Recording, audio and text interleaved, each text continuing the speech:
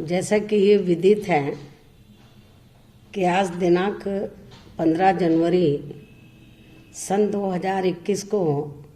मेरा 65वां जन्मदिन है और इस बार मेरे जन्मदिन को पूरे देश भर में बीएसपी के लोग कुछ अलग हटकर अर्थात कोरोना महामारी के चलते वे सभी सरकारी नियमों का भी पालन करते हुए तथा बिना कोई केक काटे व लड्डू आदि बांटे हुए बहुत ही सादगी व संजीदगी से विशेषकर कोरोना के कारण दुखी व पीड़ित चल रहे लोगों की थोड़ी बहुत मदद करने के खास उद्देश्य से इसे विभिन्न स्तर पर व पूरी तैयारी के साथ ही अपने महान संतों, गुरुओं व महापुरुषों में भी खासकर महात्मा ज्योतिराव फूले, छत्रपति शाहू जी महाराज, नारायणा गुरु, बाबा साहब डॉक्टर भीमराव अंबेडकर एवं मान्यवर श्री कांशीराम जी आदि की सर्वजन हिताय व सर्वजन सुखाय की नीतियों पर आधारित उनकी मानवतावादी सोच व मूवमेंट को ध्यान में रखकर इसको जन कल्याणकारी दिवस के रूप में ही मना रहे हैं। जिनके बताए हुए रास्तों पर चलकर ही मैंने उनकी इसी सोच व मूवमेंट को आगे बढ़ाने के लिए अपनी पूरी जिंदगी भी समर्पित की है और इसी धारणा के तहत ही मेरे जन्मदिन को मनाने के मौके पर हर वर्ष बीएसपी के लोग अपने अपने क्षेत्रों में तथा अपनी आर्थिक सामर्थ्य को देखते हुए सर्व समाज में से विशेषकर गरीब, कमजोर, लाचार, असहाय व अन्य अति जरूरतमंद लोगों की विभिन्न रूपों में मदद भी करते हैं, जिसकी इस बार खासकर कोरोना महामारी के चलते ऐसे लोगों की आर्थिक मदद करने की काफ़ी सख्त ज़रूरत भी है। वैसे भी समाज में विशेषकर गरीब, कमजोर व उपेक्षित वर्गों के हित व कल्याण के लिए हमेशा हमारी पार्टी अति गंभीर, तत्पर, संवेदनशील, ईमानदार व संघर्षरत रहती है, जिसके मुताबिक चलकर ही बीएसपी ने यूपी में 4 बार अपने नेतृत्व में यह सरकार भी चलाई है। लेकिन ये सब यहाँ जातिवादी, पूंजीवादी व संकीर्ण मानसिकता रखने वाली विपक्षी पार्टियों को अच्छा नहीं लगा और फिर इन्होंने यहाँ बीएसपी के विरुद्ध अंदर अंदर एक होकर व किस्म किस्म के साम, दाम, दंड भेद आदि अनेकों हथकंडे इस्तेमाल करके हमारी पार्टी को आगे सत्ता में आने से रोका है। और अब तो ये विरोधी पार्टियां षड्यंत्र के तहत खासकर कमजोर वर्गों में से स्वार्थी किस्म के लोगों की खरीद फरोख्त करके व पर्दे के पीछे से उनके जरिए अनेकों संगठन एवं पार्टियां आदि बनवा के तथा अपने फायदे के हिसाब से चुनाव में उनके उम्मीदवार उतार कर इनका अर्थात कमजोर वर्गों के लोगों का वोट बांटने में लगी हुई हैं ताकि बीएसपी के उम्मीदवार सफल ना हो सके। और फिर ये पार्टियां अंग्रेजों की फूट डालो राज करो की नीति की तरह ही हमेशा यहाँ कमजोर व उपेक्षित वर्गों के ऊपर राज करके इनका शोषण व उत्पीड़न आदि करती रही हैं। लेकिन इनके इस हथकंडे को भी बीएसपी के लोगों को कामयाब नहीं होने देना है, बल्कि अपनी फिर से यहाँ खुद की सरकार बनाने के लिए इन्हें पूर्ण रूप से आशावादी बनकर व इसके जवाब में इनको अपने कमजोर एवं उपेक्षित वर्गों के वोटों को किसी भी कीमत पर बंटने व बिकने नहीं देना है। अर्थात इनके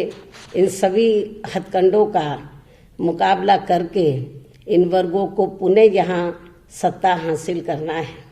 तभी यहाँ सर्व समाज में से खासकर गरीब, दलित, आदिवासी, पिछड़ा वर्ग, मुस्लिम व अन्य धार्मिक अल्पसंख्यक समाज के लोगों की सामाजिक एवं आर्थिक स्थिति में तथा साथ ही किसान, मजदूर, व्यापारी एवं अन्य मेहनतकश लोगों की भी दयनीय स्थिति में काफ़ी कुछ सुधार व बदलाव आ सकता है और इसके लिए बीएसपी के लोगों को पूर्ण रूप से आशावादी बनकर व खासकर सन 2003 के अपने खुद के अनुभवों से भी काफ़ी कुछ प्रेरणा लेकर इन्हें पुनः यहाँ सत्ता में वापस आना है, जिसके बारे में यहाँ मैं ये बताना जरूरी समझती हूँ कि सन 2002 में जब बीएसपी के नेतृत्व में बीएसपी व बीजेपी की संयुक्त सरकार बनी थी, तो तब कुछ समय के बाद ही सन 2003 में जब हमें बीजेपी की शर्तों से ये लगा कि इनके साथ मिलकर लोकसभा का आम चुनाव लड़ने से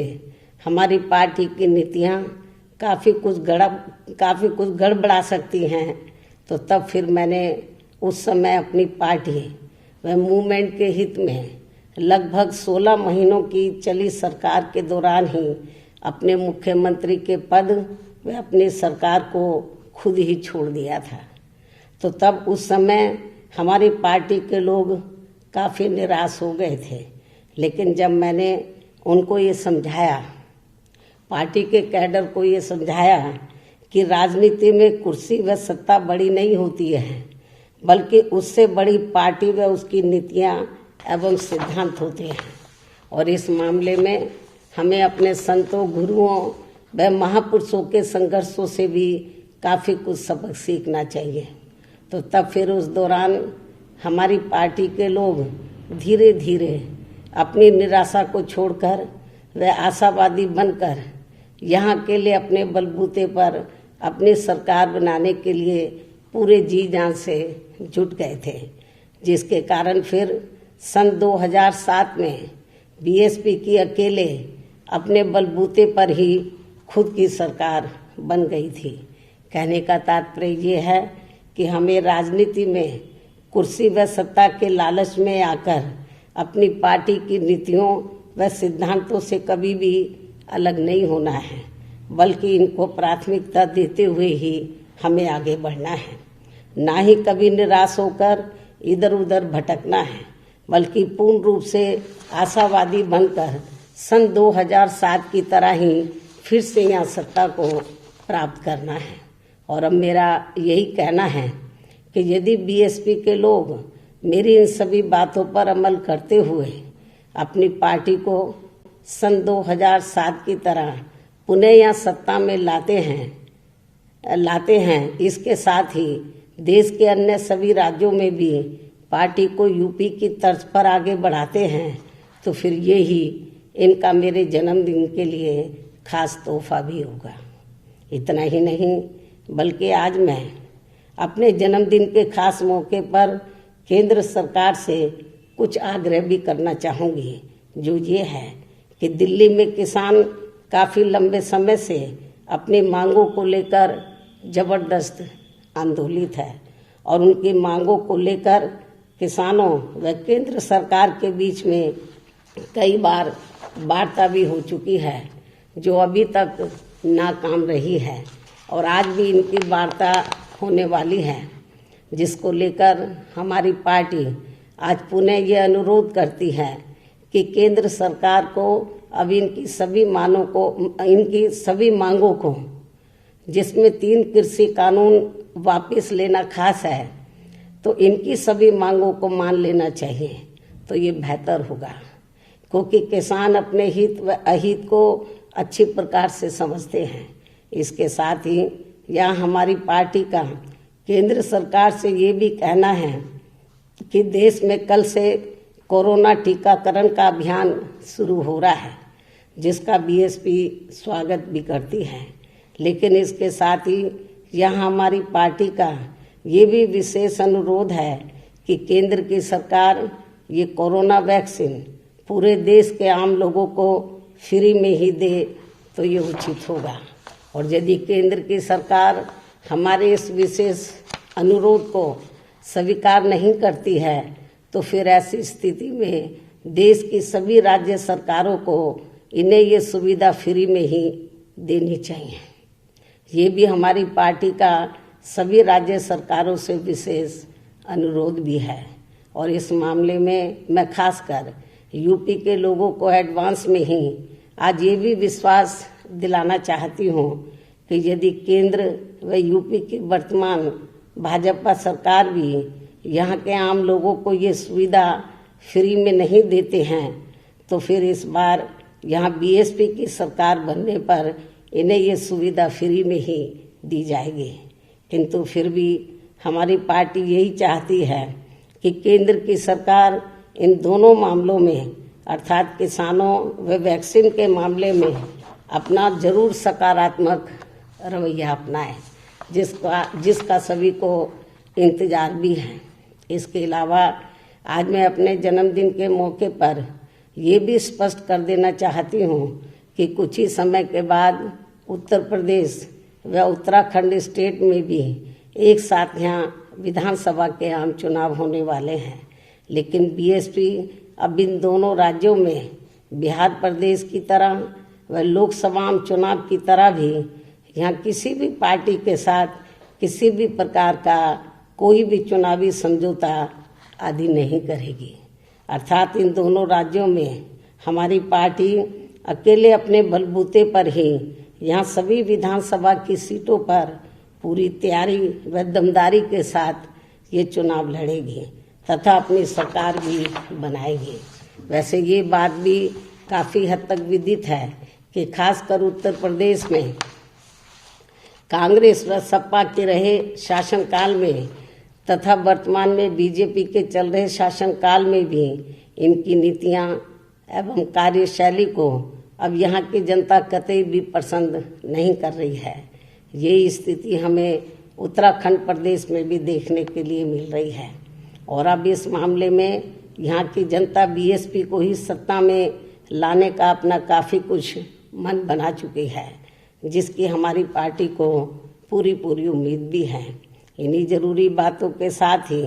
अब मैं अपने जन्मदिन के खास मौके पर मेरे खुद के द्वारा लिखित पुस्तक मेरे संघर्षमय जीवन एवं बीएसपी मूवमेंट का सफरनामा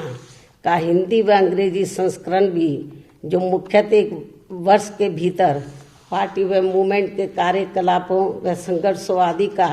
साफ सुथरा लेखा जोखा होता है, उसे भी जारी किया जाता है। जो ये पुस्तक खासकर वर्तमान में नई पीढ़ी व आगे आने वाली पीढ़ी के लिए भी काफ़ी प्रेरणादायक साबित होगी, ताकि मान्यवर श्री कांशीराम जी की कड़ी त्याग तपस्या व कठोर मेहनत से बनी बीएसपी की अम्बेडकरवादी व मानवतावादी मूवमेंट आगे ही बढ़ती रहे। अर्थात फिर ये मूवमेंट आगे कभी भी रुके ना। और अब मैं इस पुस्तक का विमोचन करूं, लेकिन इससे पहले मैं पूरे देश भर में अपनी पार्टी के लोगों का व शुभचिंतकों का भी, जो इस बार मेरे जन्मदिन को कोरोना महामारी को विशेष ध्यान में रखकर व इसके कारण दुखी एवं पीड़ित चल रहे लोगों की मदद करने के खास उद्देश्य से इसे बहुत ही सादगी व संजीदगी से जन कल्याणकारी दिवस के रूप में मना रहे हैं, उन सभी का मैं पूरे तहे दिल से आभार प्रकट करती हूँ। साथ ही इस मौके पर भी